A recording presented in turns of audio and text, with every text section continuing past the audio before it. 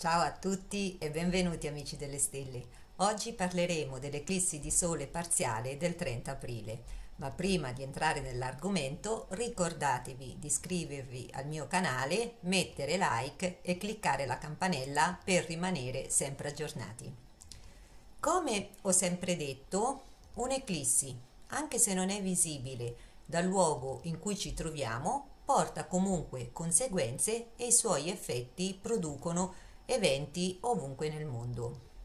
La massima visibilità sarà alle 22:41 ora italiana a sud del mare cileno, che è una porzione dell'Oceano Pacifico a sud del Cile.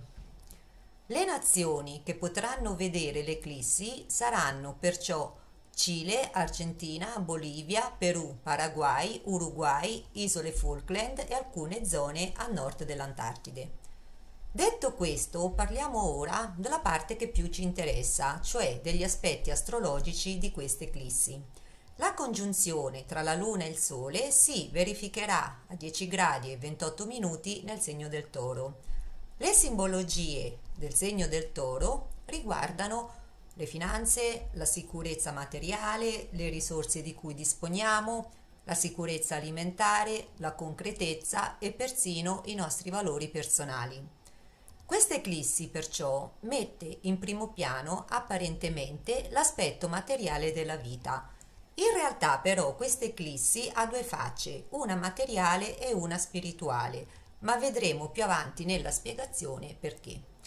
Per quanto riguarda il lato materiale dell'eclissi, notiamo che la Luna e il Sole formano una congiunzione applicativa a 4 gradi e 4 minuti con Urano. Come tutti ben sappiamo, Urano è noto per produrre cambiamenti improvvisi e distruzione, ma anche liberazioni inaspettate e aumento dell'uso di apparecchi elettronici. Perciò bisognerà essere molto cauti nella gestione dei propri soldi, agli improvvisi rovesci finanziari, alle perdite di beni. Bisogna essere certi di avere qualcosa a cui aggrapparsi quando le cose cambieranno e cambieranno velocemente e avere una fonte economica alternativa su cui contare. È molto probabile che forme alternative di pagamento abbiano un forte rialzo, come ad esempio le carte elettroniche di pagamento e i bitcoins. Come ben si sa, i governi vogliono eliminare il denaro contante e far utilizzare forme di pagamento tracciabili. Questa eclissi gli fornisce l'occasione perfetta per realizzare questo progetto. Inoltre, anche i codici QR potranno trovare applicazione in altri settori oltre quello che già conosciamo.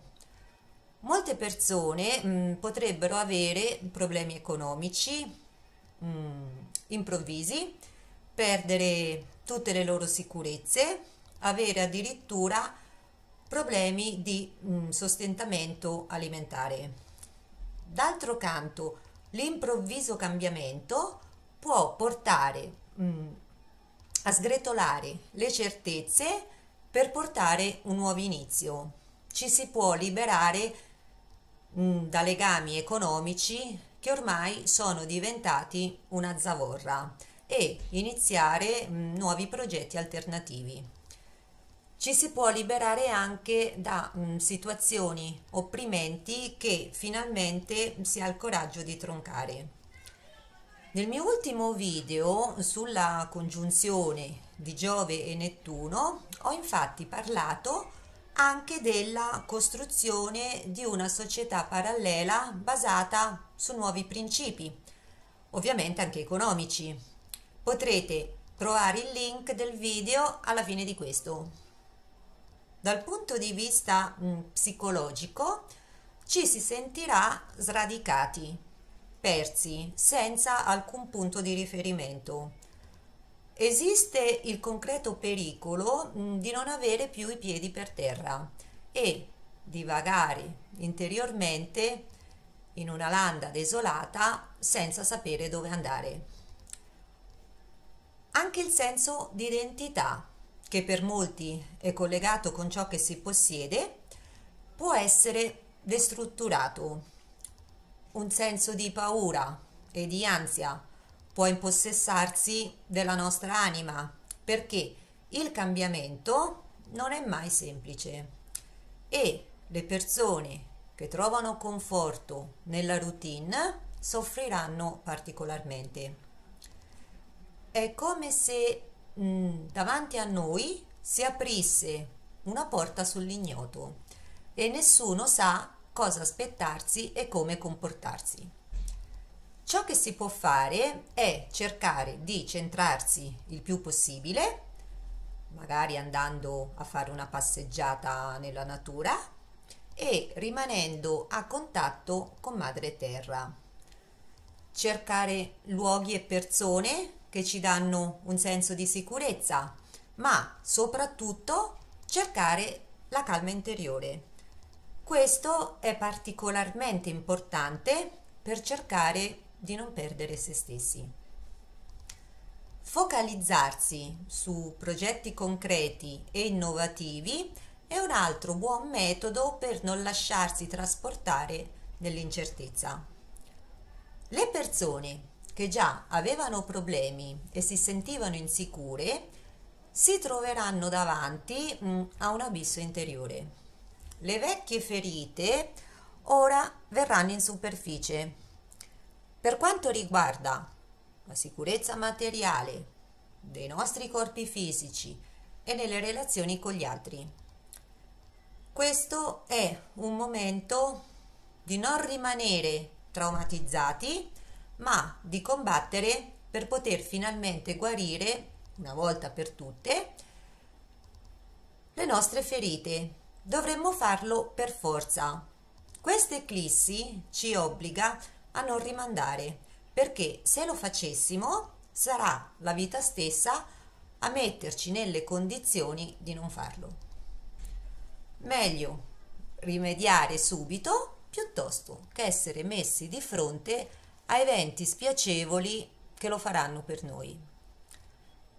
Guardando però il lato positivo, questa è un'opportunità per risolvere i problemi che ci portiamo dietro da molto tempo e che non avevamo mai avuto il coraggio di affrontare. Il Sole, la Luna, Urano formano anche un sestile applicativo a Marte. Questo sestile aiuta nel trovare la forza di agire. Dona grinta. Questa forza però ha la dolcezza e la fluidità dei pesci. Quindi le azioni che compiremo saranno in linea con le nostre aspirazioni più elevate. Saranno dettate da ciò che è veramente giusto per la nostra anima e non per i nostri interessi puramente materiali. Ciò che verrà costruito sarà in armonia con ciò che realmente siamo. Le maschere cadono, ci allineiamo con le nostre più intime verità e le nostre azioni saranno guidate proprio dal voler raggiungere gli obiettivi che ci fanno evolvere, staccandoci definitivamente da ciò che ci imprigionava. D'altro canto, bisogna essere preparati perché quando le energie di Marte e Urano si incontrano diventano esplosive e può essere difficile condurre gli eventi che si manifestano in modo sconcertante, ingestibile e senza nessun preavviso.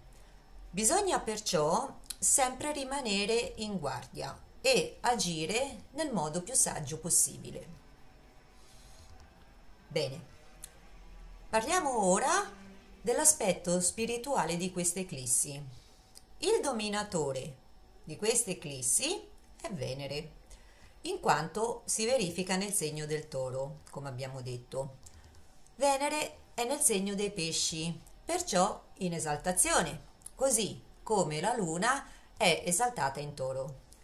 Questo posizionamento sicuramente aiuta ad ammorbidire gli effetti di questa eclissi così dirompente. Aiuta nella guarigione delle nostre ferite e a rendere tutto più semplice. Venere è in congiunzione partile con Giove. La congiunzione sarà esatta alle 23:13, quindi solamente dopo 46 minuti dall'eclissi. Con una differenza così piccola si capisce che i due eventi sono concomitanti e questo rende questo evento ancora più particolare, in quanto Giove, essendo in domicilio, promuoverà ideali di giustizia, crescita personale e spiritualità. Come già detto, perciò, le azioni che scaturiranno dalla destrutturazione delle nostre vite saranno improntate al soddisfacimento delle esigenze della nostra anima e non potranno più essere in linea con la realtà che conoscevamo, dove mettevamo da parte i moti del nostro spirito pur di trovare posto in una realtà che non ci appartiene più nel modo in cui è strutturata. Di tutto ciò ne ho parlato nel video sulla congiunzione di Giove e Nettuno, che vi raccomando di vedere, poiché ciò che è stato detto è connesso con le simbologie di queste eclissi e ne è l'integrazione. Dobbiamo anche notare che Venere forma un sestile con Plutone retrogrado. L'aspetto esatto si formerà il 1° maggio a mezzogiorno e 37, quindi il giorno dopo dell'eclissi.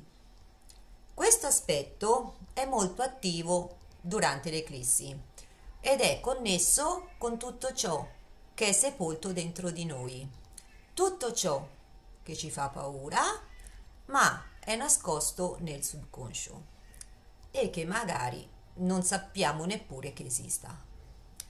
Poiché Plutone è retrogrado, durante l'eclissi e nel periodo successivo riemergeranno prepotentemente le nostre più grandi fragilità. I demoni che finora avevamo nascosto tanto bene verranno a tormentarci, chiedendo di essere ascoltati finalmente, chiedendo di essere liberati e capiti. È forse la più grande sfida che una persona può affrontare, perché essere messi di fronte alla parte più paurosa e difficile che abbiamo rigettato durante un momento di instabilità come questo può condurre ad una trasformazione a cui non eravamo preparati e che mai avremmo voluto. D'altra parte, bisogna cogliere l'opportunità di tagliare con il passato per poterci rinnovare e andare avanti senza rimanere aggrappati a paure che ci trattengono. Nettuno in congiunzione non aiuta perché produce grande confusione interiore e rende difficile capire dove vogliamo andare. Mercurio in Gemelli, d'altronde, che forma un sestile con Venere e Giove, ci fornirà l'acutezza mentale per combattere la confusione prodotta da Nettuno. Ci aiuterà a formulare idee e pensieri che ci indicheranno la strada da seguire. Dopotutto, la figura che formano Giove, Venere, Plutone e Mercurio, chiamata Gran Sestile, fornirà, oltre che grande attività mentale, anche una speciale protezione, in modo che l'energia di questi pianeti fluisca in modo più armonico e renderà Di conseguenza, la metabolizzazione e l'integrazione della parte ombra di Plutone più semplice da compiere, donandoci l'opportunità di realizzare i nostri propositi. Per concludere, questa eclissi porta al cambiamento di situazioni sia materiali che spirituali. Ci pone dinanzi a molte sfide, ci chiede di cambiare il nostro modo di vivere e di cambiare atteggiamento riguardo alle cose che possediamo e riguardo a chi crediamo di essere. Ci chiede di lasciare andare i fardelli karmici e guarirli, di accettare la nostra vera natura e di vivere secondo le esigenze della nostra anima. È un processo che può essere doloroso e spaventevole per molti e stimolante per altri. Molto dipende da come questa eclissi agisce sul tema natale di ognuno di noi. Sicuramente, però, per tutti rappresenta quella scossa che distrugge e ricostruisce, cambiando le carte in tavola e mostrandoci una realtà diversa da quella che abbiamo conosciuto finora. Detto questo, spero che il video vi sia piaciuto e vi sia d'aiuto. Per oggi è tutto, buona eclissi!